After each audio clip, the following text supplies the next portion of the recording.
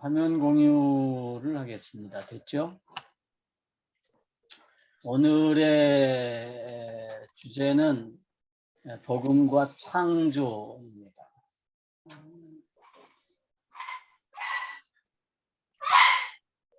이 우주가 어떻게 형성이 됐느냐 하는 것은 크게 두 가지 세계관이 있죠. 하나는 누군가가 창조했다는 거고요. 또 하나는 우연히 생겨났다는 겁니다.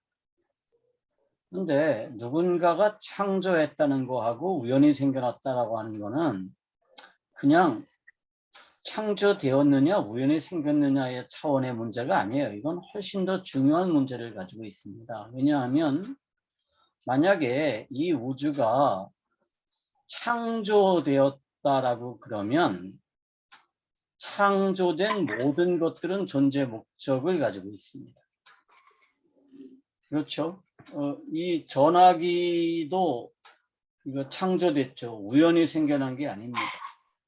이거는 그냥 만들어진 게 아니라 분명한 존재 목적을 가지고 만들었습니다. 다른 사람과 의사소통을 하기 위한 도구로 창조됐죠. 이게 전화기의 존재 목적입니다. 컵도 마찬가지죠. 창조되었습니다. 컵은 컵으로서의 용도가 있죠. 존재 목적이 있습니다. 이거는 만년필인데요. 이 만년필도 그냥 만들어진 게 아니라 분명한 존재 목적을 가지고 만들어졌습니다. 우리가 하나님이 세상을 창조했다. 이렇게 우리는 생각하고 그렇게 주장하잖아요. 그러면 그걸로 끝나는 게 아니에요.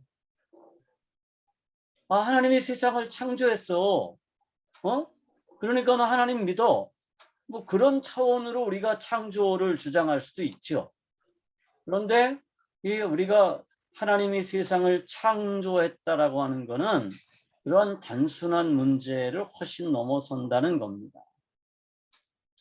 그래서 사람들은 항상 뭐를 깊이 생각을 했느냐 하면 이 우주의 아르케, 그러니까 그 우주의 본질, 이거를 깊이 연구를 했죠. 그게 철학의 시작입니다. 그래서 이 우주가 어떻게 해서 생겨났느냐라고 하는 것에 대해서 이제 두 가지 생각이 있죠. 하나는 우주는 우연히 생겨났다라고 하는 그 진화론적인 세계관이 있고, 하나는 우주는 누군가가 창조했다라고 하는 창조론적인 세계관이 있습니다. 그런데 이 창조론적인 세계관도 많이 나뉩니다. 그러니까 유일하신 어떤 대단한 지능을 가진 존재가 이 세상을 창조했다라고 하는 생각이 있고요. 또 하나는 많은 신들이 세상을 창조했다라고 하는 생각이 있습니다. 동양 철학에서는 이 우주가 어떻게 창조되었는지에 대해서 설명하지 않습니다.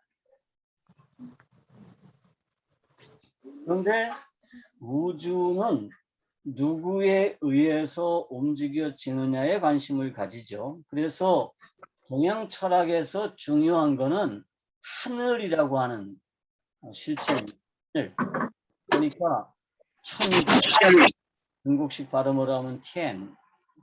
이 하늘이라는 실체를 동양 철학에서는 굉장히 강조를 했습니다. 그래서 고전 동양 철학, 그러면 우리가 보통 공자 철학이거든요. 그러니까 공자 이전에는 하늘이라고 하는 게 인격적인 존재였어요. 인격을 가진 신이죠. 그리고 인격을 가진 이 신이 이 지상 세계를 관리한다, 다스린다, 지배한다, 그런 생각을 가지고 있었고, 그 인격적인 실체인 천의 대리인으로 황제가 있다. 이런 생각을 가지고 있었습니다. 이거를 우리가 공자 이전에 주자학적인 혹은 공자 철학의 핵심이라고 그러죠. 그런데 이게 이제 송나라 시대로 오면서 이라는 사람에 의해서 성리학이라고 하는 철학체가 완성됩니다. 그리고 이 성리학은 조선 중기에 오면서 조선에서 아주 꽃을 피워요. 그때부터는 이 하늘이라고 하는 것이 인격적인 신이 아니라 일종의 원리가 됩니다. 그러니까 이 하늘에서 뭐를 제거하느냐 하면 인격을 제거하죠.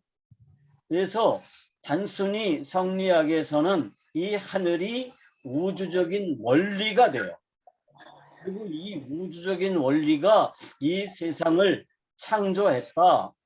그리고 이 우주적인 원리가 이 세상을 지배하고 이 세상을 움직이는데 이 창조 원리를 한자어로 리라고 하고 그 다음에 이 우주에 발현되어 있는 그 우주를 움직이는 힘을 기라고 했습니다. 그래서 우리가 성리학을 공부할 때 뭐 이기 이론론이니 이기 유언론이니 하는 것들이 다 여기서 나왔습니다. 그래서 동양 철학에서도 하늘을 인정을 해요. 그렇지만 여기에서도 그 하늘이라는 존재가 우주를 창조한 건 아니다. 그래서 공자 이전에는 우주의 신이라고 하는 천이라고 하는 인격적인 존재가 있었고 인격적인 존재가 이 우주를 다스린다라고 생각을 했는데 후기로 오면서 성리학 이 체계가 이제 이렇게 만들어지면서는 이 인격적인 실체가 없어졌어요. 그래서 하늘은 단지 뭐에 의해서 우주가 움직이느냐 하면 어떤 원리에 의해서 우주가 움직여진다라고 생각을 했습니다. 그러면서 이게 뭐와 비슷해졌냐 하면 서양의 진화론과 거의 비슷해졌죠. 서양 철학에서는 뭐가 관심이었느냐 하면 아르케를 찾는 게 관심이었죠. 우주의 근원을 찾는 게 관심이었습니다. 우리가 이것을 이오니아 철학이라고 그래요. 제가 이렇게 복잡한 얘기를 하는 이유는 우리가 따로 있습니다. 나중에 강의를 다 들어보면 이해가 되실 텐데 이 이오니아 철학에서는 우주의 근본 원리인 아르케라고 하는 것을 열심히 탐구를 했습니다. 그렇게 한 700~800년 동안을 철학자들이 이걸 연구했어요.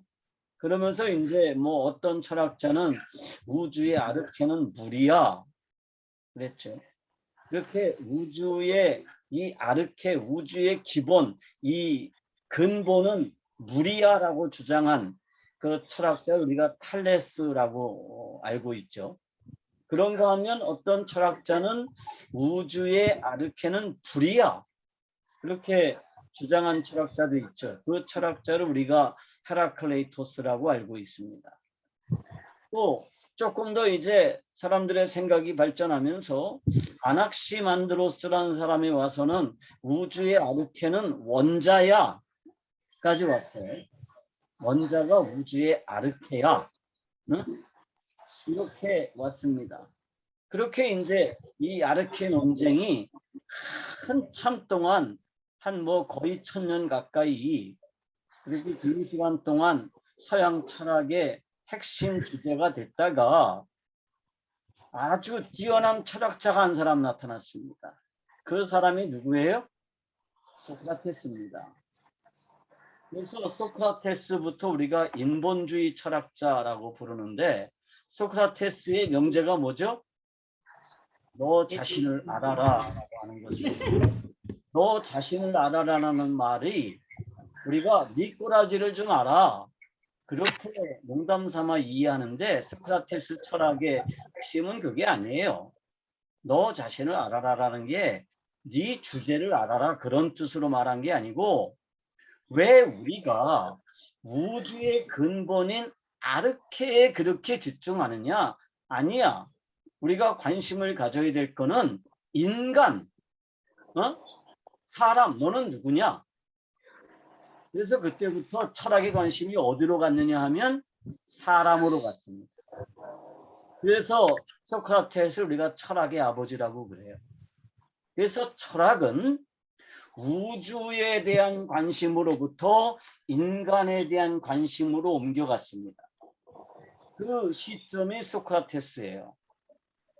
그리고 그 이후에 소크라테스의 제자인 플라톤에 와서 이게 좀 더 구체화됐고요. 그리고 그 한참 후대인 아리스토텔레스가 신과 우주에 대해서 정리를 했습니다.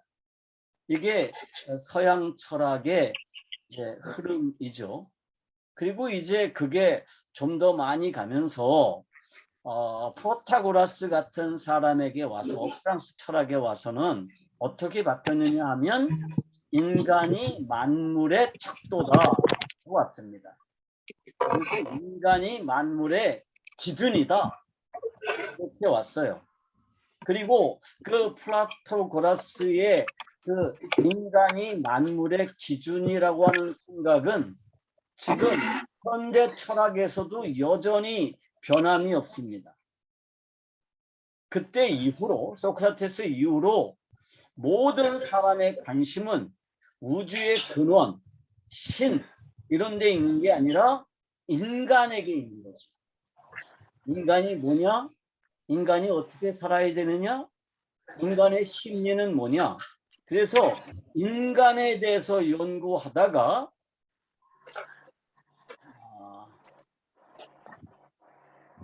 심리학이 나오죠. 유명한 심리학자가 있죠? 누구죠? 갑자기 이름이 기억이 안 나네요. 프로이트. 프로이드. 예, 프로이드가 심리학의 새로운 차원을 이제 주창을 합니다. 그래서 그때부터 철학은 우주로부터 시작해서 인간으로 왔다가 중세의 신으로 갔다가 르네상스를 거쳐서 다시 인간으로 왔고요.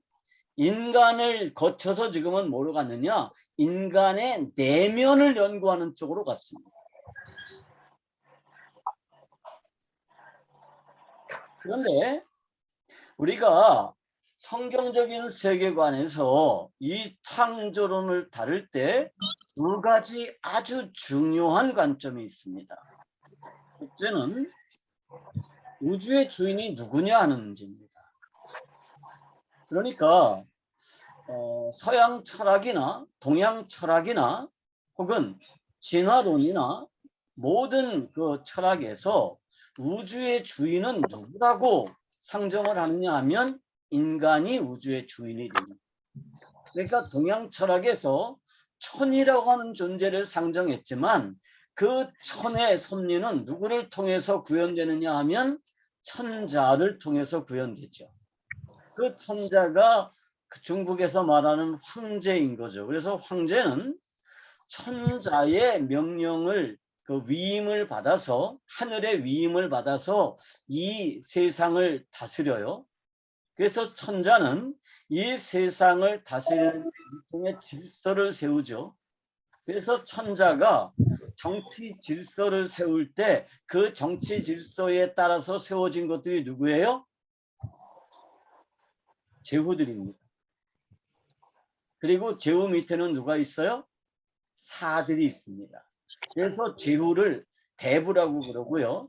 그 밑에 있는 선비, 이 사라 그래서 이거를 사대주의라고 그래요.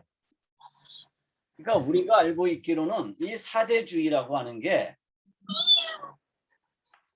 작은 나라가 큰 나라를 섬기는 예법이라고 잘못 알고 있는데 그게 아니에요. 사대주의는 우주의 운행 원리에 따라서 우주의 질서를 잡는 방식이에요. 그게 사대주의입니다. 그래서 황제가 있고 황제 주변에 제후들이 있습니다. 이 제후에는 뭐가 있어요? 제후 중에 제일 높은 사람이 왕이고요.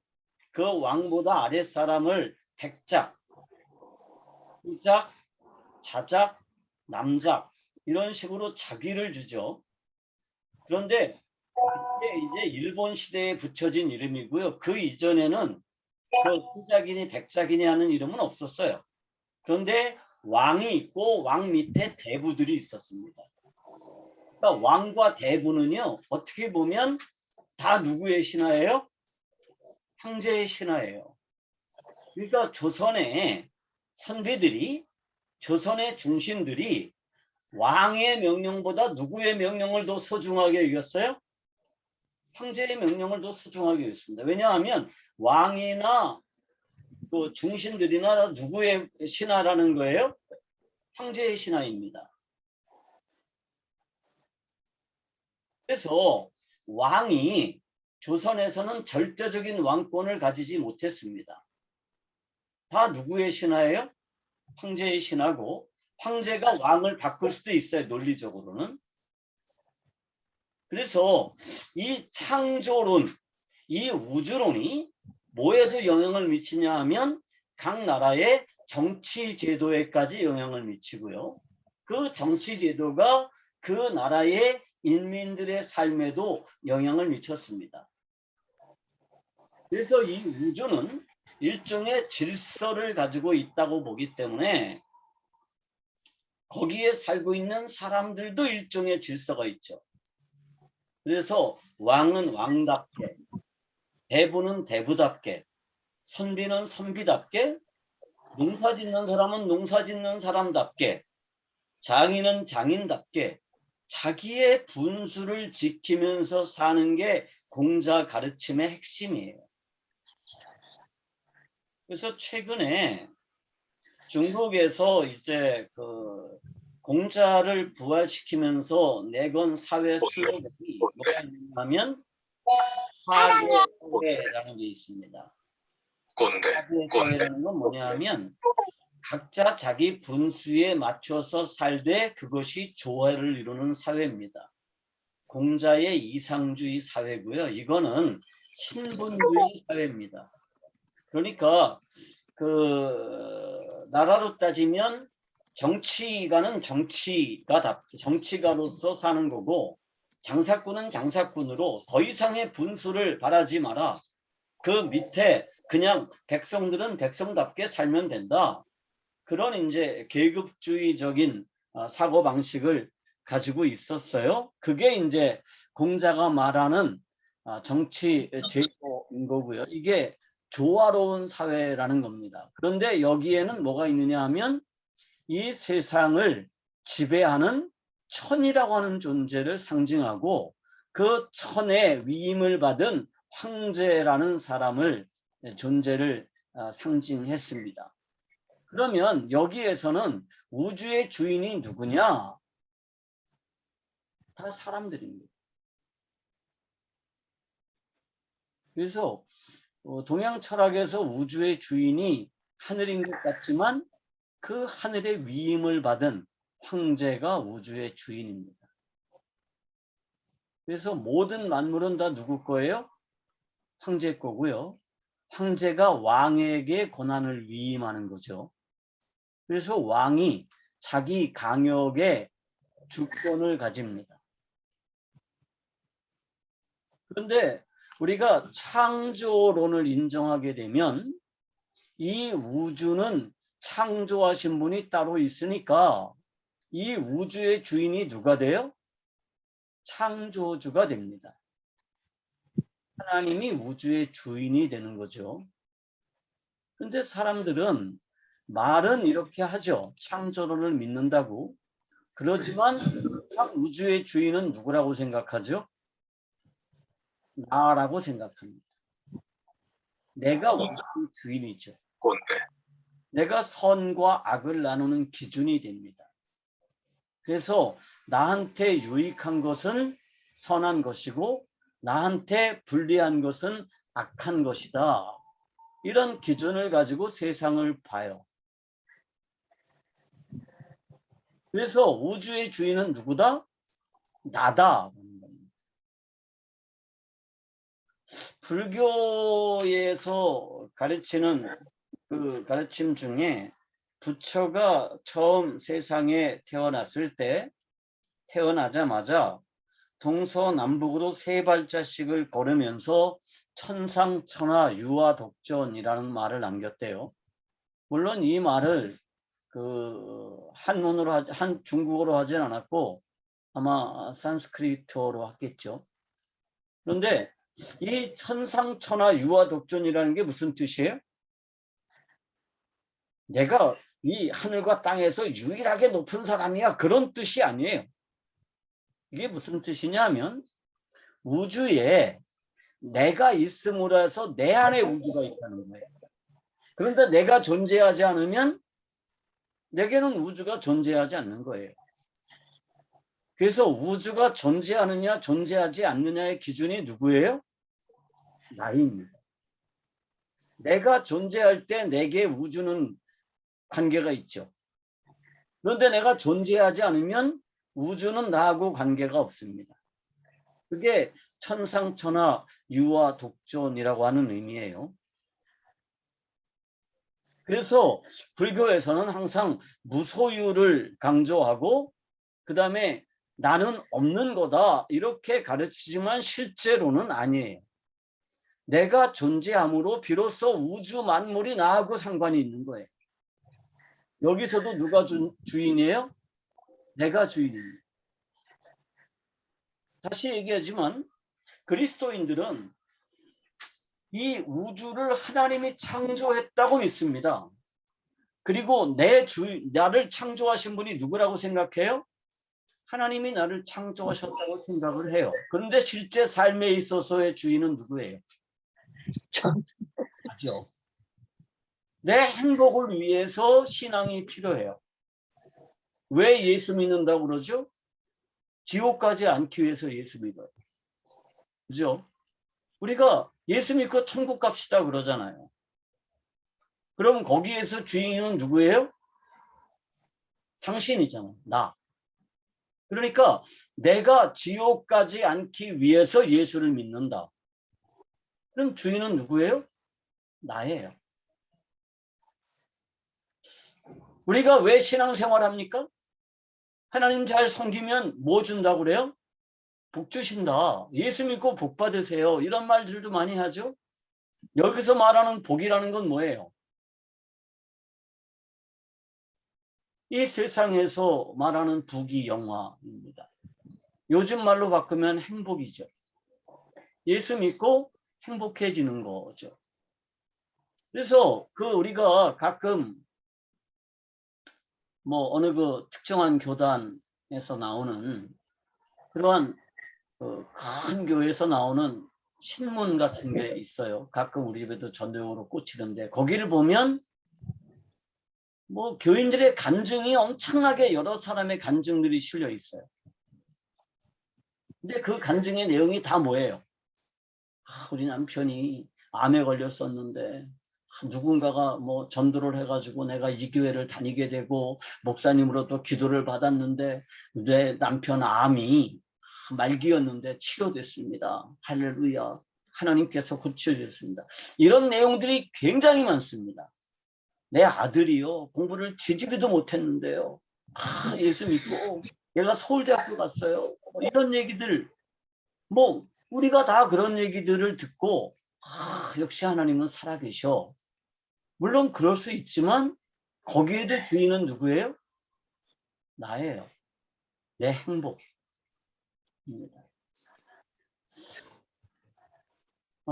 키르기스탄에서 지금 수고하고 계시는 선교사님이 한 분 계세요. 제 패친이신데 이분이 급하게 뭐 한 3주 전에 한국에 오셨어요. 왜 오셨느냐 하면 췌장에서 암이 발견이 됐습니다.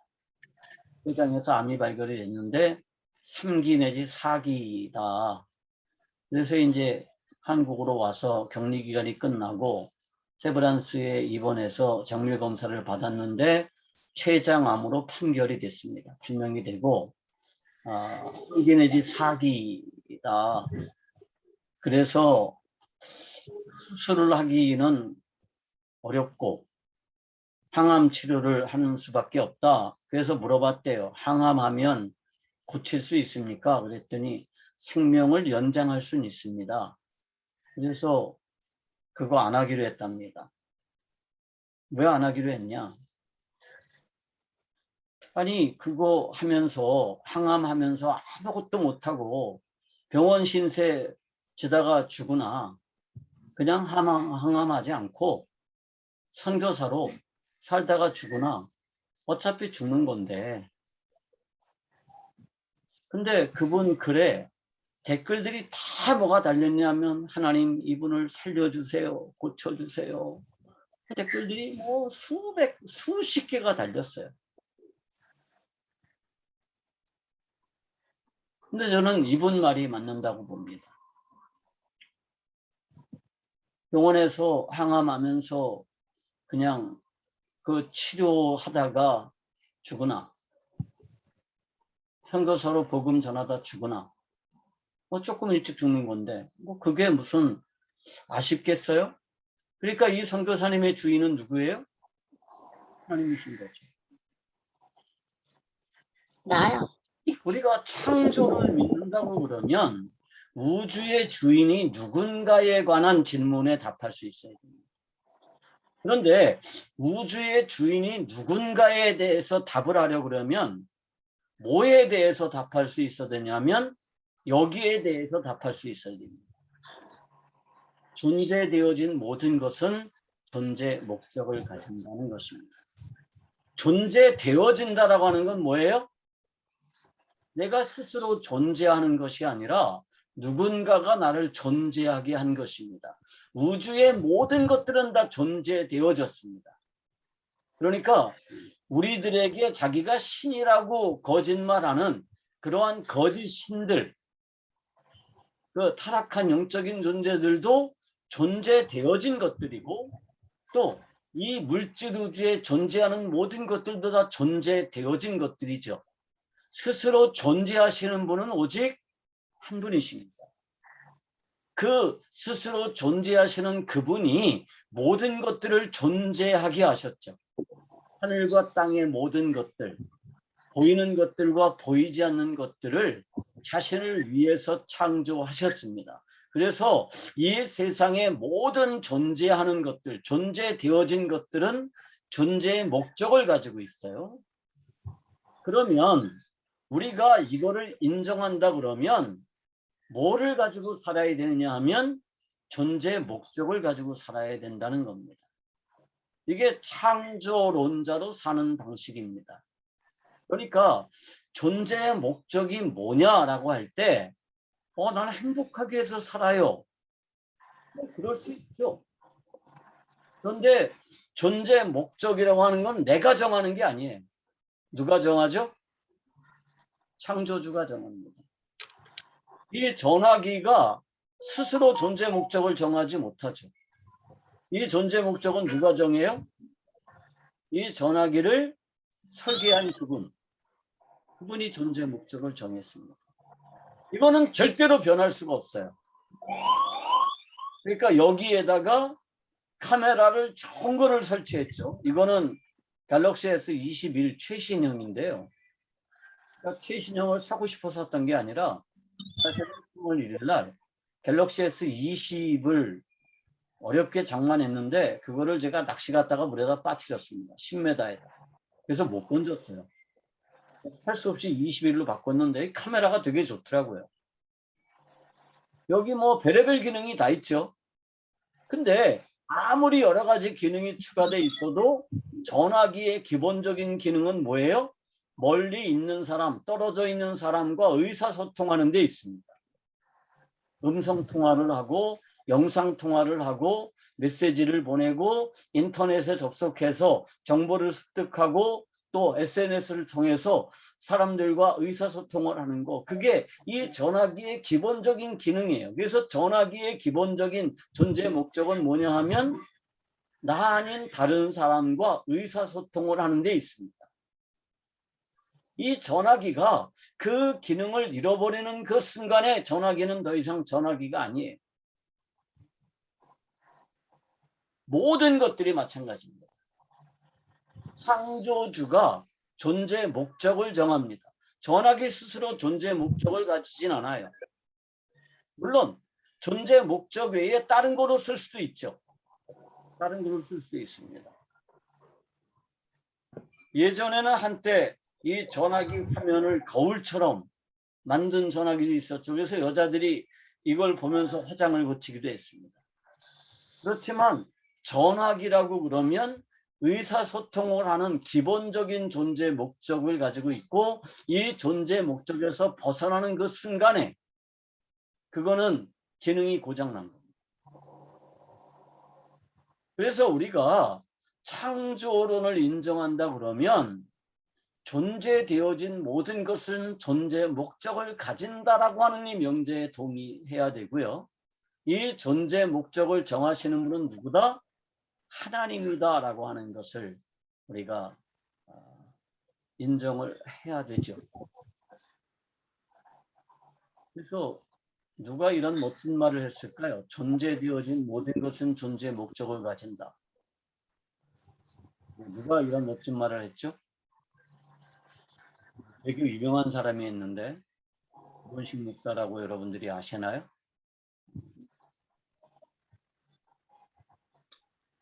자, 그러면 이 우주를 하나님이 창조했다라는 얘기로 들어가 보십시다. 창세기 1장 1절은 뭐라고 되어 있어요? 태초에 하나님이 천지를 창조하시니라 라고 되어 있습니다. 저는 이 세계관에 관심을 가지고 있고 여기에 대해서 조금 이렇게 공부를 했기 때문에 아마 이 세상에 나와 있는 제가 읽을 수 있는 종교 경전들은 아마 거의 읽었습니다. 그러니까 유교의 육아의 경전을 읽었고요. 육아 경전 중에서도 주역을 읽었고, 육아 경전들은 안 읽은 책이 거의 없습니다. 그 다음에 불경들도 읽을 수 있는 불경들은 거의 다 읽었습니다.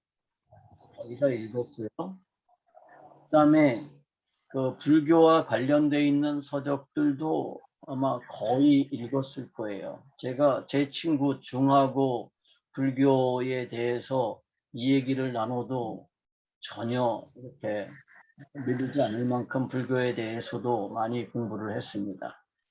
그리고 힌두교의 베다를 읽었고 우파니샤드를 읽었습니다. 그런데 철학책들도 거의 좀 공부를 했죠. 그런데 창조를 주장하는 신이나 사람은 없습니다. 그러니까 힌두교의 그 많은 신들 중에 내가 세상을 창조했다라고 주장하는 신은 없어요. 불교에도 굉장히 많은 부처들이 있습니다. 그래서 불교에서 최고의 신이 비로나자라고 하는 신인데요. 이 비로나자도 자기가 이 우주를 창조했다고 주장한 일이 전혀 없습니다. 석가모니 불은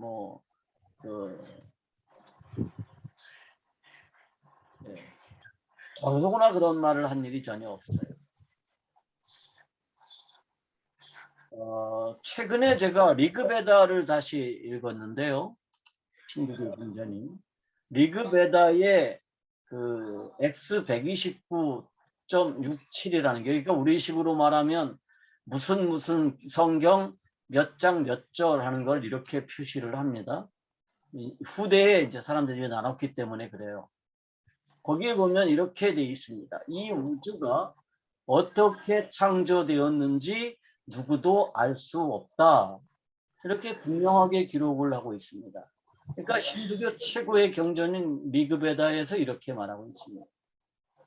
나머지 야주르베다나 이런 것들은 대개 다 이렇게 복을 비는 주문 이런 것들이에요. 그래서 리그베다가 힌두교의 가장 핵심 경전인데 여기에 분명히 이렇게 말합니다. 이 우주가 어떻게 창조되었는지는 누구도 알 수 없다.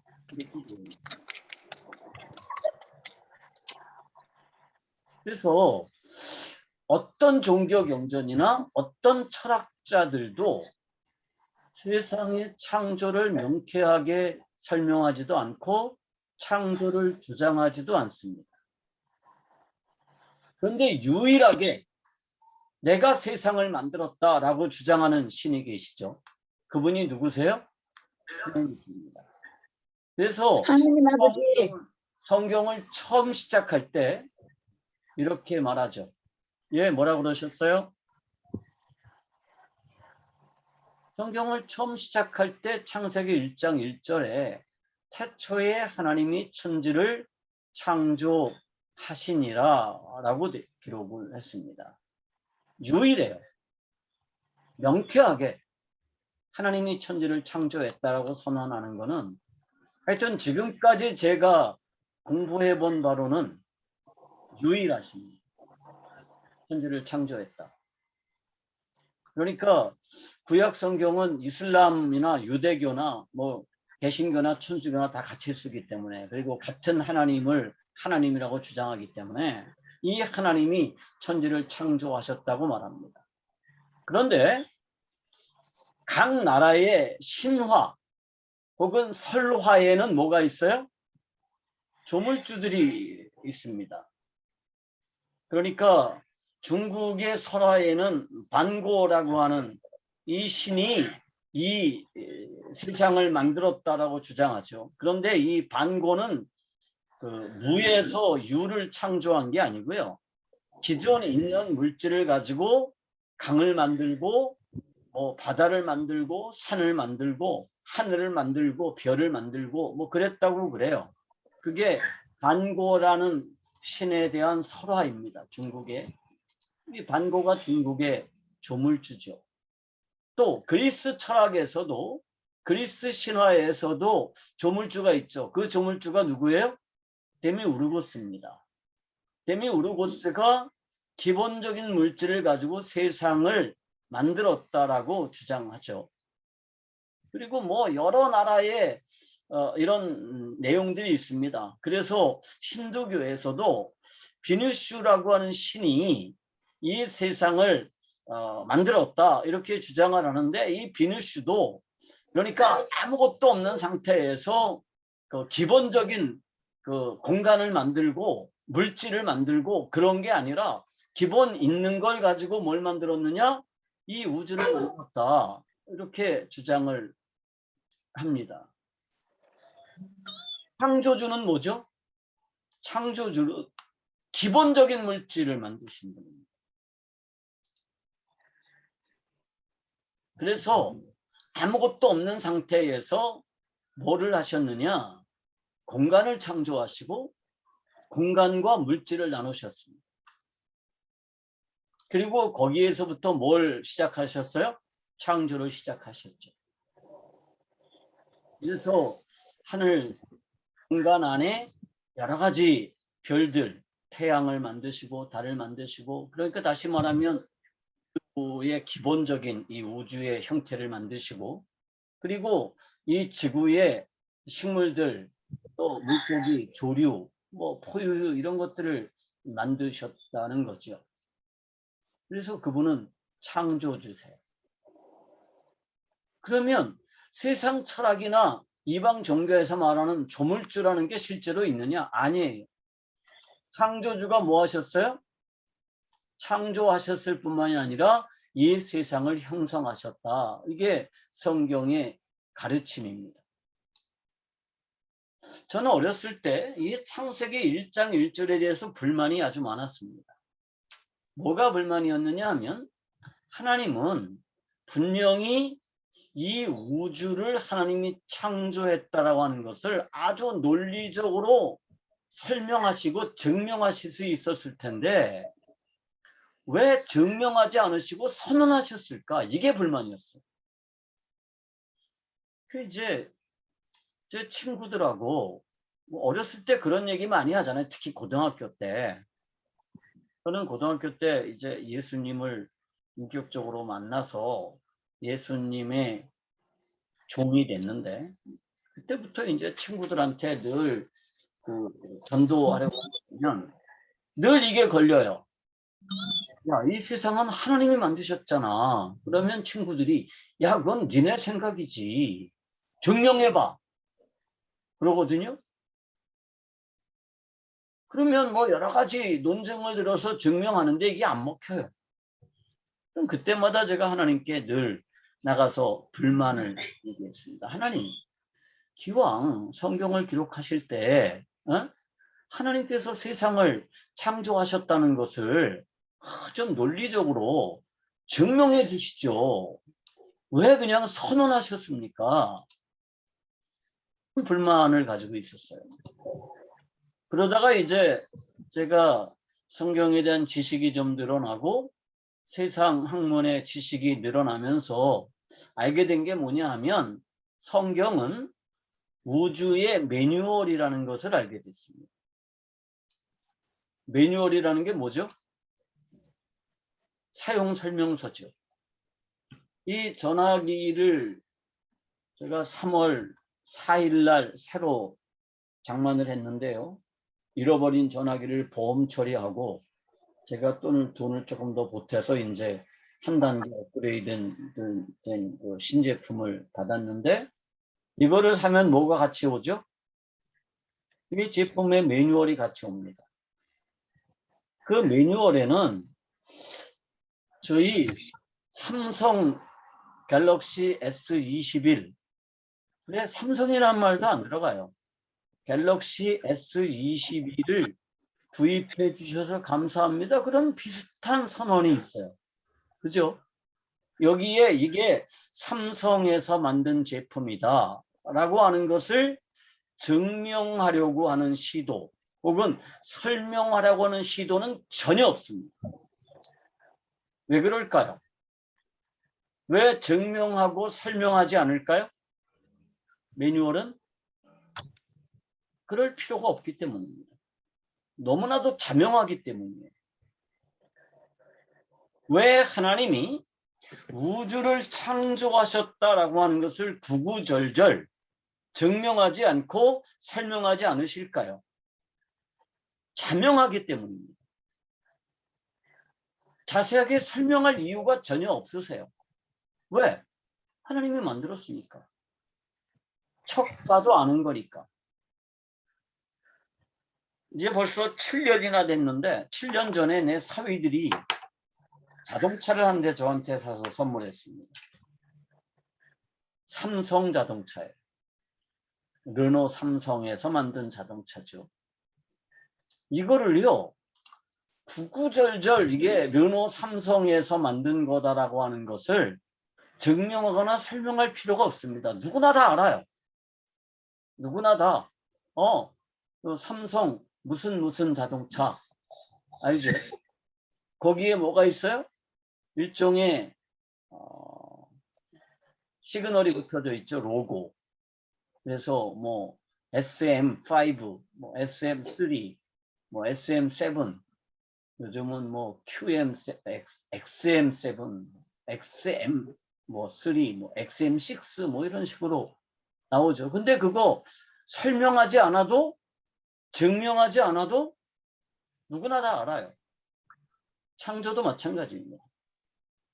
그런데 왜 사람들이 이 우주를 보면서 하나님의 작품이라는 것을 모를까요? 죄로 인해서 마음의 창이 어두워졌기 때문입니다. 그렇지만 뭐 할 수는 없어요? 희미하게 알 수는 있어요. 희미하게. 하나님이 세상을 창조했다는 것은 그래서 너무너무 분명하죠. 그런데 세상은 어떻게 구성되어 있다고요? 제가 첫 시간에 설명을 했지만 이 우주는 뭐와 뭐로 구성되어 있어요? 영적인 우주와 물질적인 우주로 구성되어 있습니다. 골로새서 1장 16절을 보면 이렇게 되어 있습니다. 만물이 그에게서 창조되되 하늘과 땅에서 보이는 것들은 뭐죠? 이 물질적인 우주, 우리가 살고 있는 이 세상입니다. 이 보이는 것들은 뭐로 구성되어 있어요? 공간과 물질로 구성되어 있습니다.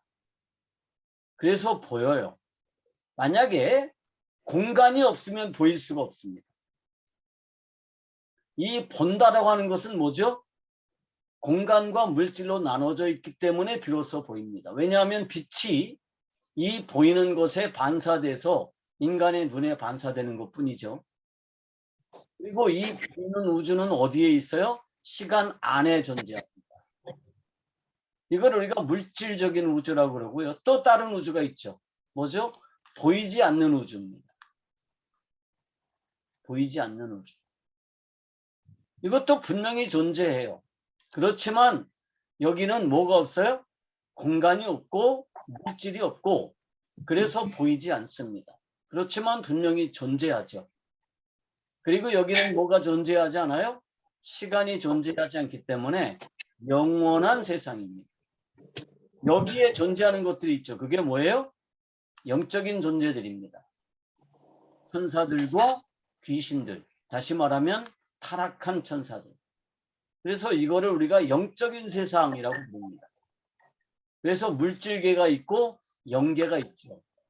여기에 왕권, 주권, 통치, 권세 이런 것들도 눈에 보이지 않아요. 그렇지만 분명히 있죠. 그렇지만 이거는 눈에 보이게 행사됩니다. 그 모든 것들을 누가 만드셨어요? 그로 말미암아 만들어졌습니다. 그가 누굴까요? 하나님의 아들이신 예수 그리스도입니다. 또 누구를 위해서 창조됐어요? 그를 위해서 창조되었습니다. 누가 창조하셨죠? 창조주께서 창조하셨습니다. 그 창조주를 우리가 뭐라고 불러요? 하나님이라고 부르죠. 그래서 우주는 눈에 보이지 않는 우주와 눈에 보이는 우주로 만들어져 있고요. 이 두 우주를 만드신 분이 누구죠? 하나님이십니다. 그리고 이 두 우주가 존재하는 이유가 뭐죠? 하나님을 위해서 존재합니다. 우주는 왜 존재하죠? 하나님을 알고 하나님을 예배하도록 하기 위해서 존재합니다.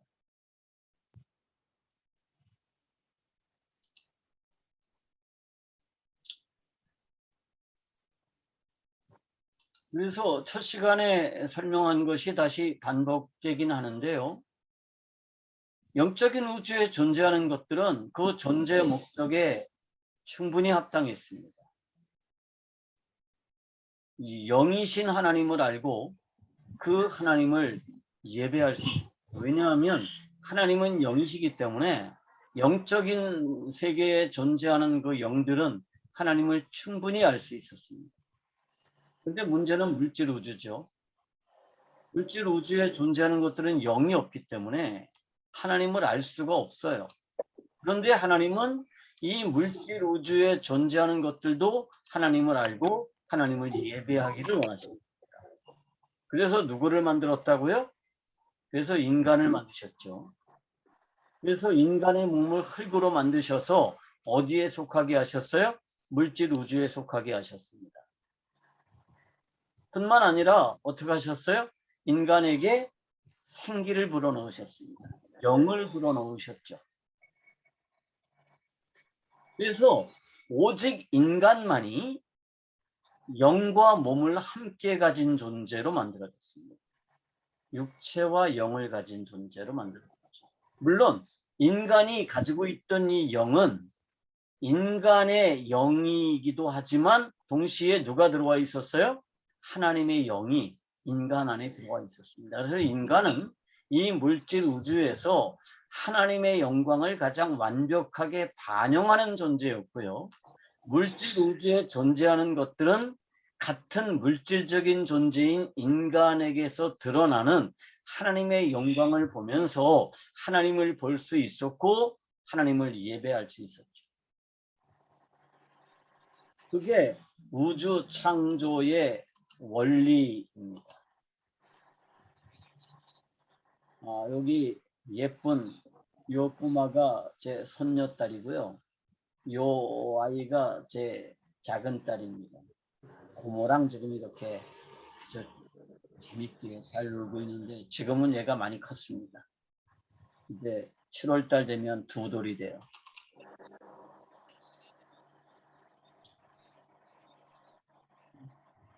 자, 아까도 얘기했지만 하나님은 창조자이십니다. 인간은 하나님의 형상과 모양을 따라서 창조되었기 때문에 뭐를 할 수가 있어요? 하나님 비슷한 일을 합니다. 그래서 뭐 할 수 있죠? 창작할 수 있습니다. 창조할 수는 없어요. 그런데 인간은 하나님과 비슷하기 때문에 뭐 할 수 있어요? 창작할 수 있습니다. 그러니까 창작 활동을 하는 거는 유일하게 인간이에요. 천사들도 창작 활동 못합니다. 짐승들 창작 못하죠. 오직 인간만 창작 활동을 합니다. 창작 활동을 하는데 누구를 닮아서 창조됐기 때문에 하나님의 형상과 모양을 따라서 창조됐기 때문에 그렇습니다. 그런데 하나님은 뭐 하세요? 창작하시는 게 아니라 창조하십니다. 그래서 아까 제가 이 매뉴얼이라서 설명하지 않고 증명하지 않고 선언하신다 그랬는데 나중에 성경을 공부하다 보니까 하나님이 이 창조에 관해서 설명한 내용들이 굉장히 많더라고요. 창조에 대해서 설명한 내용들이. 그 창조에 대해서 설명한 내용들이 대표적으로 욥기에 나와 있어요. 그래서 욥기 38장 4절에서 11절에 보면 이런 내용들이 있습니다. 제일 첫 번째가 뭐냐 하면 기본 물질의 창조에 대해서 설명을 하십니다. 욥기 38장 4절에서 11절을 같이 한번 읽어보겠습니다. 제가 읽는 구절은 여기다 놓지 않았기 때문에 같이 그냥 찾아서 읽어보십시다. 욥기 38장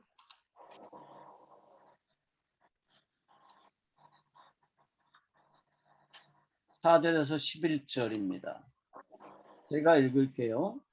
내가 땅에 기초를 놓을 때 내가 어디 있었느냐? 내가 깨달아 알았거든 말할지어다. 자, 여기서 땅에 기초를 놓았다 그럽니다. 여기서 말하는 땅은 뭘까요? 이 물질 우주입니다. 그러니까 물질 우주는 뭐에 의해서 움직여지죠? 각 항성과 행성들이 가지고 있는 중력에 의해서 움직여집니다. 그렇죠? 그 기본적인 중력을 누가 부여하셨느냐 하면 하나님이 우주를 만드실 때 설계할 때 그렇게 설계하셨다는 거예요. 그래서 모든 항성과 행성들에게 뭘 부여하셨느냐? 중력을 부여하시고 그 중력에게 중력을 일정하게 하셨습니다. 그래서 38장 5절에 보면 거기에 누가 도량법을 하나님이 만드셨습니다. 다시 말하면 중력의 비율을 조정하셨습니다. 그래서 모든 항성과 행성들은 다 일정한 중력을 가지고 있고 그 일정한 중력에 따라서 뭐를 해요? 자전과 공전을 합니다. 항성들은 움직이지 않죠. 그렇지만 그 항성에 따라 있는 행성들은 다 자전과 공전을 해요. 무엇에 의해서? 땅의 기초에 의해서.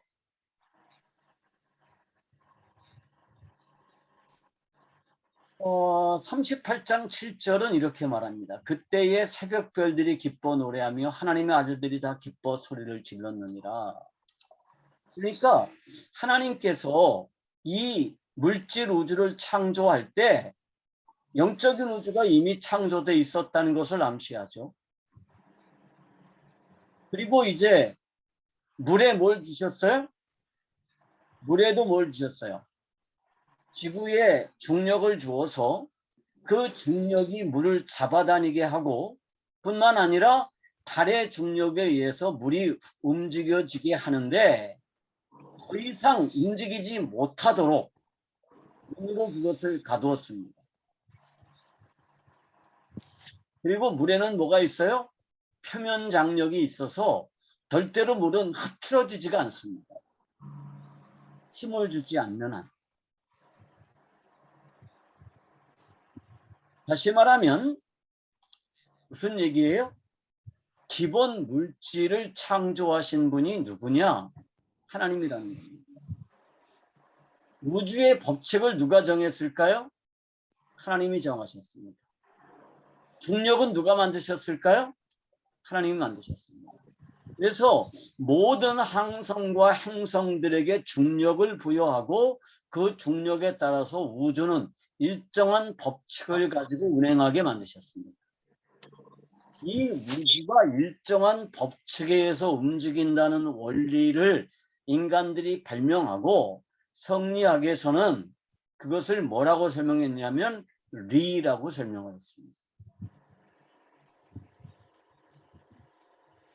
38장 31절에서 33절에는 항성과 행성의 운항 법칙에 대해서 설명을 합니다. 같이 한번 읽어보세요. 38장 33절에서 한번 읽어보겠습니다. 내가 하늘에 31절부터 보죠. 내가 묘성을 메어 묶을 수 있으며 삼성의 띠를 풀 수 있느냐. 여기서 말하는 묘성은 뭐죠?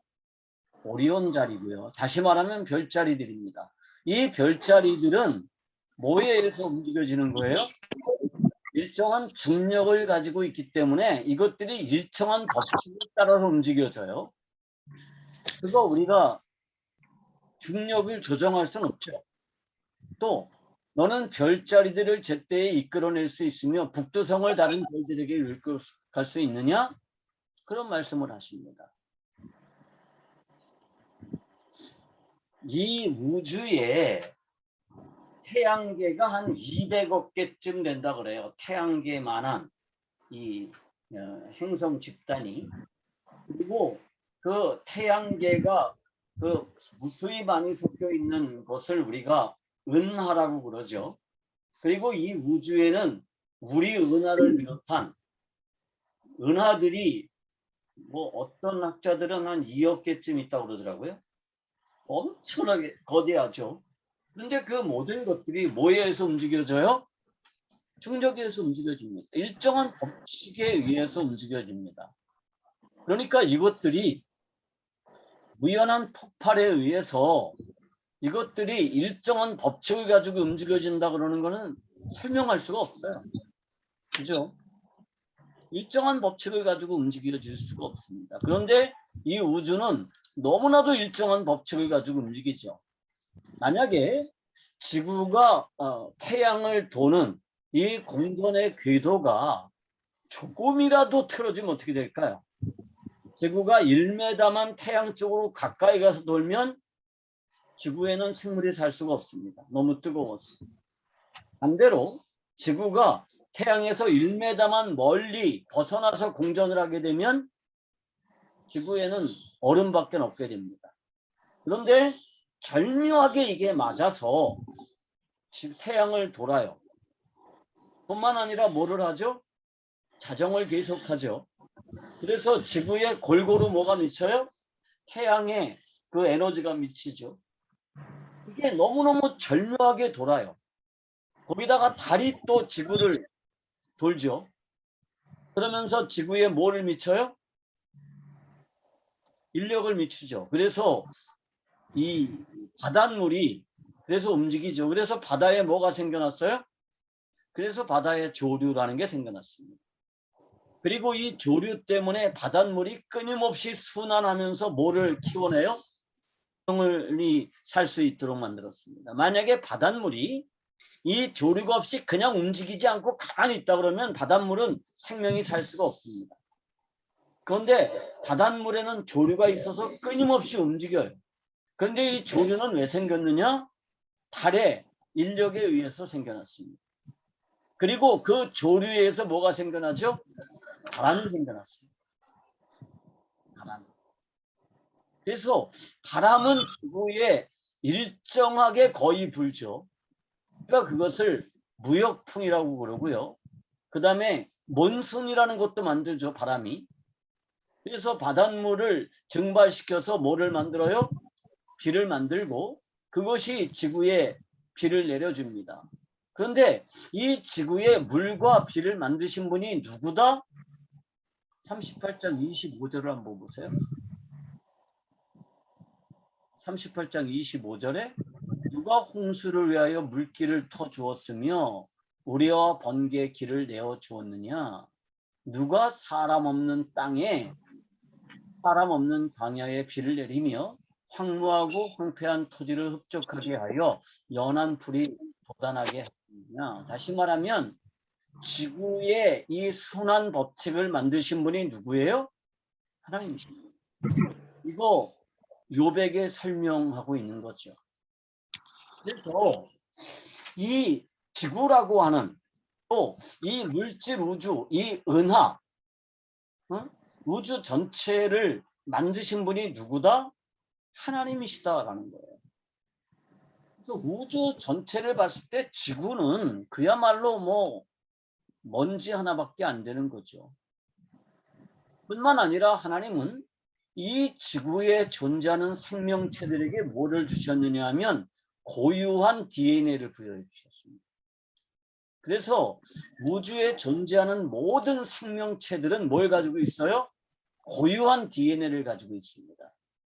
그것을 욥기 39장 1절부터 30절에 설명을 하고 있죠. 욥기를 한번 39장으로 가서 볼까요? 한 장 넘겨서. 욥기 39장에는 무슨 얘기예요? 짐승들 얘기합니다. 산염소 얘기, 암사슴 얘기, 그 다음에 들나귀 얘기, 그 다음에 타조 얘기, 말 얘기, 이런 얘기들을 하나님이 계속해요. 매 얘기, 독수리 얘기, 이런 얘기들을 하는데 이 얘기들의 핵심이 뭐예요?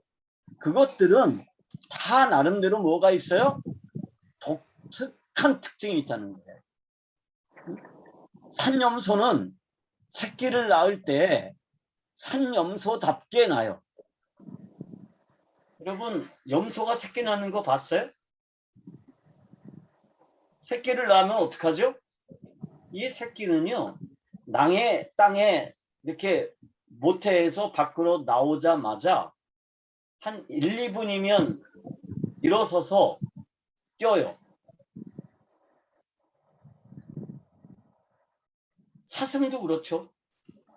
사슴은 나면 땅에 주저앉았다가 조금 지나면 일어서서 몸을 걸고 걷기 시작하고 조금 있으면 뛰어요. 하죠. 말, 다 뭐가 있어요? 고유한 DNA가 있다는 거예요. 그런데 이 DNA는 진화의 산물이 아닙니다. 그러니까 진화론에서는 어떻게 설명을 하죠? 이 우주가 원인 모른 그 가스들이 거대한 폭발을 일으켜서 우주가 형성이 됐고 아주 우연히도 지구에 조건이 맞아서 산소 분자와 수소 분자가 결합을 해서 물이 만들어졌고 그 물에서 아주 오랜 시간 동안 시간이 걸치고 이 우주의 천둥과 번개가 계속 치다가 아주 우연하게 아미노산이 만들어졌다는 거예요. 그리고 아미노산이 우연하게 결합을 해서 뭐가 만들어졌어요? 단세포 생물이 만들어졌습니다. 그것을 우리가 아메바라고 그러죠. 그런데 이 단세포 하나가 만들어지려면 아미노산이 정말 기가 막히게 배열이 이루어져야 됩니다. 근데 그 확률은 5천만 분의 1도 안 되죠. 그런데 우연히 아미노산이 기가 막힌 배열을 이루어서 이게 결합을 해가지고 단세포 생물이 만들어졌고 이 단세포 아메바가 점차 분화를 해서 뭐가 됐느냐? 생명체가 됐다라는 거죠. 그리고 거기에서 지금의 이 식물군들, 그다음에 뭐 곤충들, 조류들, 어류들, 포유류들이 진화해 나왔다 그럽니다. 근데 성경은 그렇게 설명하지 않습니다. DNA를 하나님이 다 부여하셨다는 거예요. 그래서 타조는 애초부터 타조로 만들어졌고요. 말은 애초부터 말로 만들어졌고요. 나귀는 애초부터 나귀로 만들어졌습니다. 그런데 이 고유한 DNA를 무시할 수 없는 게 뭐냐 하면 말하고 나귀하고 교미에서 나온 게 뭐죠? 노새죠. 그러니까 노새는 말하고 나귀하고 교미를 해서 만들어낸 게 노새예요. 그런데 노새는 힘도 좋고요. 인내력도 굉장히 강해요. 그 다음에 아무거나 잘 먹어요. 그런데 노새가 가지고 있는 단점이 있습니다. 뭐죠? 노새는 번식을 못해요. 히말라야 그 티벳에 가면, 여러분들 티벳에 가보셨나요? 저는 티벳에도 여러 번 갔습니다. 티벳에 예리설산이라고 설산에도 올라가 봤고요. 4,800m까지 올라가 봤습니다. 그런데 그 티벳에 가면 좁교라고 하는 생명이죠. 소가 있거든요. 좁교. 그거는요. 그 히말라야에 있는 야크하고요. 그 다음에 소하고를 교미시켜서 얻어낸 짐승이거든요. 야크는 해발 3,000m 이하에선 못 살아요. 병이 걸려서 죽습니다. 소는 해발 3,000m가 넘었으면 병이 걸려서 살지를 못해요. 살이 안 찌고. 그런데 그 티벳 사람들은 아래 해발 한 900m 되는 지점에도 살고 해발 한 5,000m 지점에도 살잖아요. 그래서 거기에 물건을 나르려 그러면 소 가지고는 못 날라요. 야크 가지고도 안 돼요. 그래서 만들어낸 게 뭐냐면 소하고 야크를 교미시켜서 좁교라고 하는 이 교미종을 만들었는데 이거는 아래쪽에서도 살 수 있고 고산지대에서도 살 수 있어요. 그래서 고산지대로 짐을 나누는데 아주 유용해요. 그래서 실제로 히말라야에 가면 야크보다 훨씬 많은 게 좁교들이에요. 근데 좁교도 단점이 있습니다. 뭐죠? 번식을 못해요. 왜요? 이 DNA의 원칙을 벗어났기 때문입니다. 하나님이 만들어주신 DNA를 벗어나서 잡종을 만들 수 있지만 이 잡종은 번식이 안 됩니다. 그래서 우연과 선택에 의해서 진화가 이루어졌고 그 진화의 결과물이 인간이다. 이거는 말이 안 된다는 거죠. 사람들은 이렇게 주장을 하죠. 인간이 누구에서 나왔다 그래요? 우리는 흔히 인간이 침팬지에서 나왔다고 주장을 하지만 실제로 진화론자들한테 그 얘기하면 무식해서 너하고는 얘기할 수도 없다 그렇게 말할 거예요. 근데 진화론에서는 인간이 이거 넘었는데 어떤 분인지 잘 않습니다. 몰랐어요. 그러니까 그 침팬지와 인간의 공통 조상이 있습니다. 그거를 우리가 그 피테칸트로푸스라고 그래요. 피테칸트로푸스라고 하는 인간과 침팬지의 공통 조상에서 하나는 침팬지 원숭이로 진화를 했고 하나는 인간으로 진화를 했다라고 주장합니다. 그래서 이거를 입증하려면 뭘 찾아야 돼요? 그 피테칸트로푸스를 찾아야 됩니다. 그 피테칸트로푸스의 화석을 찾는 거죠. 그래서 이 피테칸트로푸스라고 하는 이 화석들을 인간들이 찾았다고 많이 주장했습니다. 그게 자바 원인, 화석, 유골이다, 베이징 원인의 유골이다, 뭐 이런 말도 안 되는 주장들을 했지만 사실은 나중에 이게 다 조작된 거라는 게 밝혀졌습니다. 그래서 지금도 이 피테칸트로푸스라고 하는 이 화석들은 존재하지가 않아요. 어디에도 존재하지 않습니다. 베이징에 가면 베이징에 그 왕푸징이라고 하는 중요한 지역이 있습니다. 그 자금성 바로 근처에. 거기 가면 그 주구점이라고 하는 북경 원인의 유골이 발견되었다라고 하는 장소가 있어요. 제가 거기를 가봤습니다. 그런데 그 북경 원인은요, 지금 없어요. 어디에도 없습니다. 그 유골이. 어디로 갔는지 아무도 몰라요. 분명히 피테칸트로푸스의 유골이라고 세상이 떠들썩하게 난리가 쳤는데 지금 어디 있는지 몰라요. 자바 원인의 유골은 조작되었다라는 게 들통이 나서 더 이상 자바 원인은 피테칸트로푸스가 아니죠. 그리고 중국에도 또 다른 원인이 있습니다. 그게 어디 있냐면 중국의 운남성에 위엔모라고 하는 지역이 있습니다. 거기에 위엔모 원인이 발견됐다고 또 한동안 떠들썩했습니다. 그리고 거기 가면 박물관도 있어요. 위엔모 원인 박물관에. 그래서 제가 그 박물관에도 가봤습니다.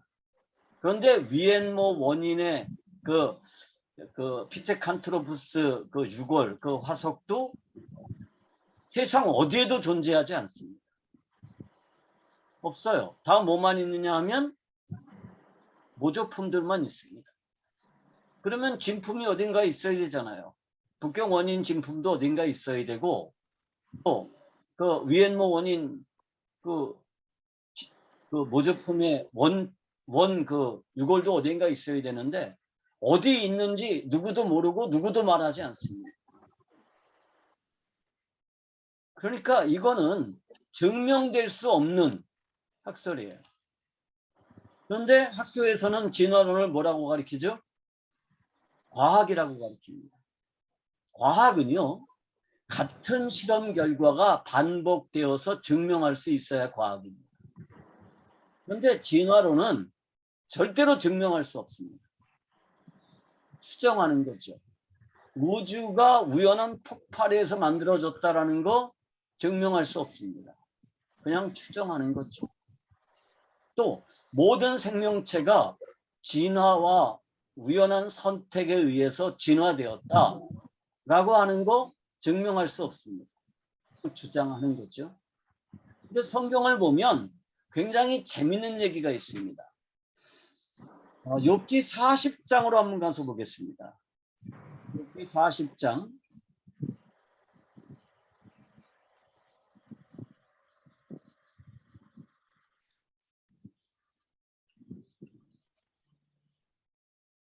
자, 욥기 40장 15절부터 보겠습니다. 이제 소같이 풀 먹는 베헤못을 볼지어다. 내가 너를 지은 것 같이 그것도 지었느니라 그랬습니다. 여기 베헤못이라고 하는 동물이 나오죠. 이 베헤못을 지금 개역 개정판은 베헤못이라고 그대로 히브리어를 음역했는데요. 그러니까 옛날 개역 성경에는 이거를 하마라고 번역을 했습니다. 하마. 그런데 왜 하마라고 번역을 했다가 다시 베헤못이라고 하는 히브리어를 그대로 음역했을까요? 그 이유는 그 다음 절부터 나옵니다. 그것의 심은 허리에 있고 그 뚝심은 배의 심줄에 있고 그것의 꼬리치는 것은 백향목이 흔들리는 것 같고 그 넓적다리 심줄은 서로 얽혀 있으며 라고 하는 구절입니다. 자, 하마는요, 꼬리가 어떻게 생겼죠? 백향목이 흔들리는 것처럼 꼬리가 우람하게 생겼나요? 여러분, 백향목은 어떤 나무죠? 굉장히 우람한 나무고 10m에서 30m 정도 되는 큰 나무예요.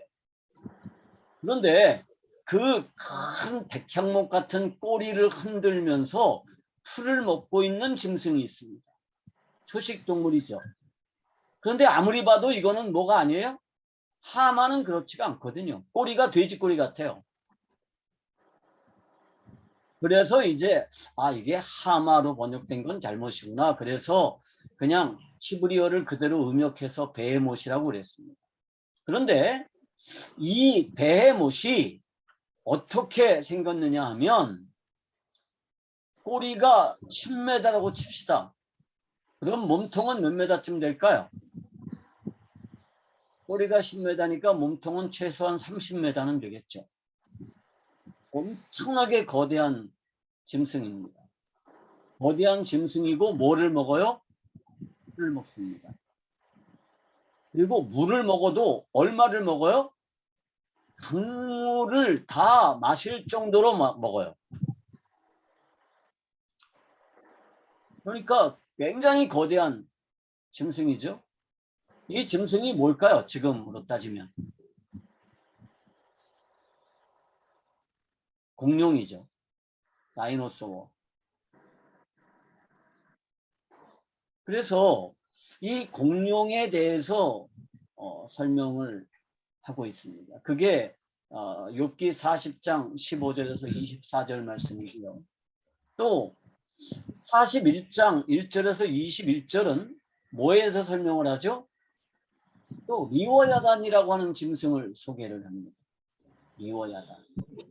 근데 이 리워야단을 개역 성경은 뭐라고 번역을 했었느냐 하면 악어라고 번역을 했었습니다. 악어. 그런데 이것도 개역 개정판을 만들면서 악어라는 번역을 쓰지 않고 히브리어를 그대로 음역해서 리워야단이라고 번역을 했습니다. 그런데 리워야단은 성경 여기저기에서 그 형태를 뭐라 그래요? 꼬불꼬불한 뱀, 이런 식으로 번역을 했습니다. 그런데 이 리워야단이요, 특징이 있습니다. 몇 가지가 있느냐 하면, 첫째,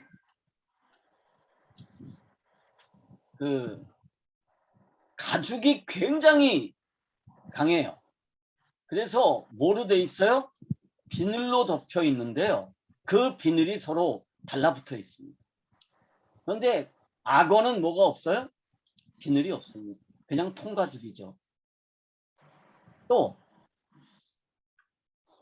여기 보면 입에서는 뭐가 나와요? 횃불이 나와요. 불이 막 튀어요. 그리고 콧구멍에서는 뭐가 나와요? 연기가 나와요. 그리고 입김은 숯불을 피웁니다. 불기둥을 뿜어요. 그리고 여기 보면 어떻게 되어 있느냐 하면, 잠깐만요. 자, 여기 보면 이렇게 되어 있어요. 41장 5절에 내가 어찌 그것을 새를 가지고 놀듯 하겠으며 내 여종들을 위하여 그것을 내어두겠느냐. 다시 말하면 이게 나를 수도 있는 것 같아요. 나를 수도 있고 촘촘한 비늘로 쫙 덮여 있고, 그 다음에 뱀처럼 꾸불꾸불하고 입에서는 막 불을 뿜고 그러는 짐승이 뭐가 있죠? 아무리 봐도 악어는 아니에요. 그래서 어떻게 해요? 그래서 이 개역 개정판을 만들 때 이거를 악어라고 번역하지 않고 뭐라고 번역했어요? 그냥 리워야단이라고 그렇게 그냥 히브리어를 그대로 음역했습니다. 이 짐승은 뭘까요? 아무리 봐도 용이죠. 드래곤. 근데 제가 이거를 설명하는 이유가 있습니다. 베헤못이나 리워야단이나 존재하죠. 존재했어요. 그런데 문제는 욥이 이것들을 알고 있었다는 겁니다. 하나님이 이것들에서 설명할 때 욥이 알아먹었어요. 그러니까 욥이 하나님 나 그거 본 일도 없는데 나한테 그 얘기 왜 하세요? 그러지 않습니다. 너 이거 봤지? 내가 너를 만들듯이 이것들도 내가 만들었어. 이렇게 설명해요. 그럴 때 욥이 그것들을 알았습니다. 그 설명을 알아먹었어요. 욥은 어떻게 해서 베헤못을 알고 리워야단을 알았을까요? 제가 이 성경적인 세계관에 관심을 가지게 된 동기가 있습니다. 제 지금 큰 딸이 37살 먹은 딸이 중학교 다닐 때 제가 이제 토요일 날이면 저희 집은 용인에 있었고 양지 그 충신 캠퍼스에서 멀지 않은 곳에서 제 고향집이 있었고 수원 살다가 신대원 다닐 동안에 아이들을 다 데리고 고향집에서 아버지 어머니를 모시고 살고 있었는데 제가 섬기는 교회는 평택에 있었습니다. 그것 때문에 지금은 제가 평택에 살죠. 그래서 토요일이 되면 애들을 데리고 학생회 예배를 가는데 1시간 정도 걸려요. 교회까지 가는 데. 근데 그때 큰딸이 이렇게 물어봤어요. 그때 한참 쥐라기 공원이 나오고 뭐 공룡에 대한 관심이 애들한테 엄청 높아졌을 겁니다. 그럴 때 딸이 그러더라고요. 아빠, 쥐라기 시대에는 공룡들이 세상을 지배했고 그때 인간은 아직 나타나지 않았다고 그랬잖아. 그래서 제가 아무 생각도 없이 그랬지. 그랬어요. 그랬더니 이렇게 질문하는 거예요. 그러면 아빠 그때 아담은 어디 있었어? 그래요. 그래서 저는 그때 정말 쇼크를 받았어요. 나는 하나님이 천지를 창조하실 때 6일 동안 창조하셨다고 분명히 믿는데 그리고 마지막 날 아담을 창조하셨다고 믿는데 왜 그동안에 백악기가 있었고 쥐라기가 있었고 그 이전에 캄브리아기가 있었고 그런 말도 안 되는 얘기를 그냥 받아들였을까? 왜 거기에 대해서 한 번도 생각해 보지 않았을까? 왜냐하면 그때는 모든 텔레비전이나 다 여기에서 뭐 공룡에 관한 얘기들을 엄청나게 할 때 지금도 어린이 프로에는 공룡 얘기들이 많죠. 그때는 인간들은 아직 나타나지 않았다고 그래요. 그래서 그때부터 제가 이제 여기에 대해서 관심을 가지고 성경을 공부하다가 욥기를 읽게 됐습니다. 성경을 차례로 공부하다가 욥기를 와가지고 제가 정말 모르겠어요.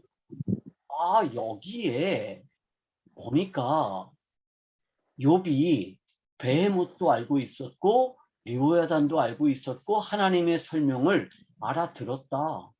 욥은 어떻게 그걸 알았을까? 어떻게 알았을까요? 학교에서 배웠나요?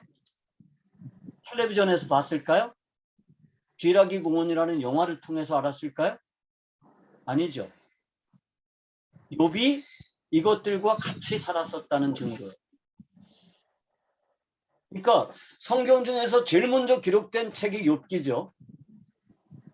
욥기가 제일 먼저 기록됐습니다. 욥기가 제일 먼저 기록이 됐고 그 후에 모세오경이 기록이 됐어요. 한참 후에.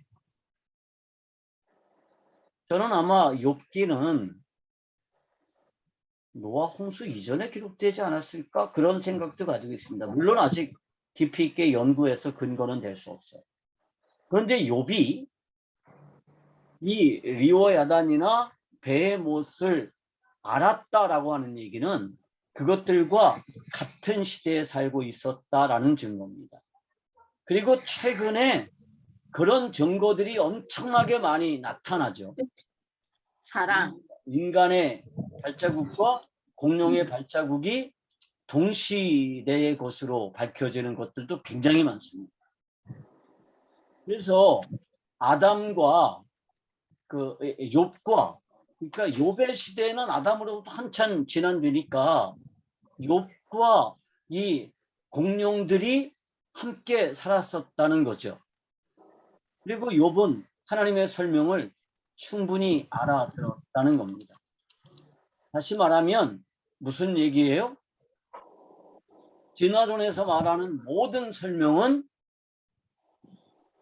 틀렸다라는 거예요. 다르다가 아니라 틀렸습니다. 근거가 없습니다. 그런데 성경은 분명한 근거를 제시하죠. 첫째, 중력의 법칙을 하나님이 만드셨다고 설명합니다. 이거를 설명한 그 종교 경전은 전혀 없어요. 중력의 법칙을 설명한 종교 경전 찾을 수 없습니다. DNA의 법칙을 설명한 종교 경전 찾을 수 없습니다. 비슷한 내용도 없어요. 또 그 베헤못이나 리오 야단들이 욥과 같은 시대에 살았다라고 하는 이 내용을 설명한 어떠한 책도 없어요. 오직 성경만 이렇게 기록하고 있습니다. 그리고 이거는 다른 과학적인 증거로 증명할 수가 없습니다.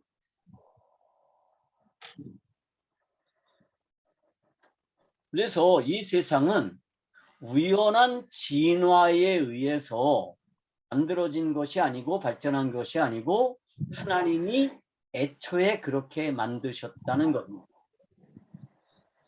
베헤못을 만들고 리오야단을 만들고 타조를 만들고 말을 만들고 산사슴을 만들고 산염소를 만들고 이러한 모든 것들, 응? 그런 것들은 누가 만들었다는 거예요? 하나님이 만들었지 진화해 온 게 아니다라는 거예요. 그런데 우리가 이 진화론을 인정하지 않고 창조론을 인정한다 그러면 심각한 질문이 대두되죠. 다시 한번 설명합니다. 나는 왜 존재하는가 하는 거죠. 창조된 모든 것들은 존재의 목적을 가지고요. 존재의 목적을 정하는 것은 창조자이십니다. 이 우주에 스스로 존재하시는 분은 누구밖에 없어요? 창조주이신 하나님밖에 없습니다. 그리고 그분이 뭐를 정하세요? 존재의 목적을 정하십니다. 그래서 창세기 기사를 살펴보면 하나님께서 우주를 만드는 과정에 좋다라는 말을 몇 번 반복하시죠. 하늘, 태양, 해를 만들고 달을 만들고 별을 만들고 여기 때의 법칙을 정하시고 그리고 나서 하나님이 뭐라 그러세요? 하나님 보시기에 좋았다. 식물들을 만드시고 하나님 보시기에 좋았어요. 또 물고기들을 만드시고 하나님 보시기에 좋았습니다. 하늘을 나는 새들을 만드시고 하나님 보시기에 좋았습니다. 땅에 기는 짐승들을 만드시고 하나님 보시기에 좋았습니다. 그리고 마지막으로 인간을 만드시고 하나님 보시기에 심히 좋았습니다. 이 좋다라고 하는 말이 히브리어에서는 토드라는 단어를 쓴다는 거 다 아시죠? 이 토드는 선하다라는 의미인데요. 이 선하다라는 의미가 뭐죠? 합당하다라는 뜻입니다. 뭐에 합당해요? 창조 목적에 합당하다는 것입니다. 다시 말하면 하나님이 처음에 이 우주를 창조하셨을 때 그 모든 것들은 하나님께서 부여하신 존재 목적에 합당하도록 창조하셨습니다. 그게 선이에요. 합당한 거. 하나님의 목적에서 벗어난 게 뭐죠? 합당하지 않게 된 거? 그게 악이에요. 그래서 합당하냐 합당하지 않으냐, 존재 목적에 합당하냐 존재 목적에 합당하지 않으냐를 정하는 기준이 누구예요? 유일하게 하나님이십니다. 그런데 인간이 뭐를 하려고 들었어요? 그 존재 목적을 정하는 자리에 올라가려고 했습니다. 이거는 다음 주 목요일 날 다시 설명하겠지만, 그래서 인간이 하나님과 같아지려고 했습니다. 하나님과 같아지려고 했다는 뜻은 뭐예요? 존재 목적을 정해줄 수 있도록 하겠다는 거죠. 인간은 어디까지 권한이 주어져 있었죠? 모든 생명체들에게 이름을 주어주는 것까지 권한이 있었습니다. 다시 말하면 그것들에게 이름을 지어주고 그것들이 존재 목적에 합당하게 살도록 관리하는 것. 그게 인간에게 주어진 일이었습니다. 그런데 인간이 그 자리에서 벗어나서 뭐를 하려고 했어요? 존재의 목적을 부여해주는 일을 하려고 했어요. 그거를 뭐라고 그랬다고 그랬어요? 그게 반역입니다. 하나님이 되려고 하는 시도. 그리고 지금도 인간은 내 옛사람은 끊임없이 뭐하죠? 이 반역을 계속합니다. 그래서 뭐 해요? 존재 목적을 내가 정합니다. 내 존재 목적을 내가 정해요. 하나님이 나를 향해서 가지고 계시던 그 존재 목적은 상관이 없어요. 내가 내 존재 목적을 정하고요. 모든 인간은 그 존재 목적을 행복이라고 정하고 행복하기 위해서 살죠.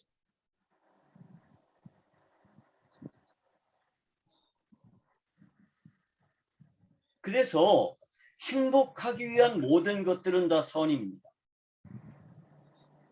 남에게 피해만 주지 않으면.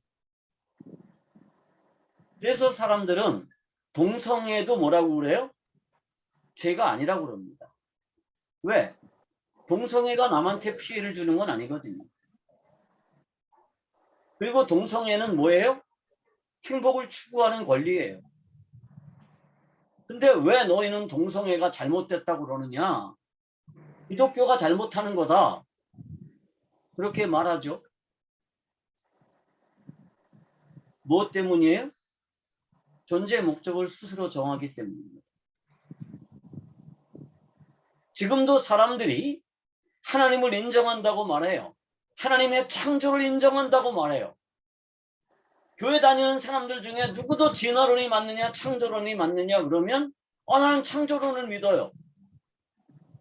그러면서 창조론자답게 살지는 않아요. 사는 모습을 보면 누구랑 똑같아요? 진화론자랑 다를 게 없습니다. 존재 목적을 내가 정해. 그런데 인간의 존재 목적은 누가 정해주는 거예요? 하나님이 정해주는 겁니다. 그래서 인간은 왜 사느냐? 하나님을 알고 하나님을 예배하기 위해서 삽니다. 거기에서 벗어나 있는 것을 뭐라고 그래요? 그것을 죄라고 그러는 겁니다. 그게 악이에요.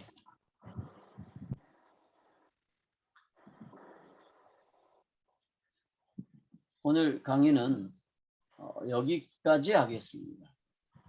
요거는 이제 다음에 다시 설명할 수 있는 기회가 있으면 하도록 하겠습니다. 자, 여기 강의는 마치고요. 김경성 선교사님 들어와 계시나요? 비디오 좀 켜주시고 음소거를 좀 해제해 주세요. 그리고 김경성 선교사님이 기도해 주시면 강의를 마치고 질문 받도록 하겠습니다. 기도해 주십시오. 사랑과 은혜가 풍성하신 살아계신 하나님 아버지 감사합니다.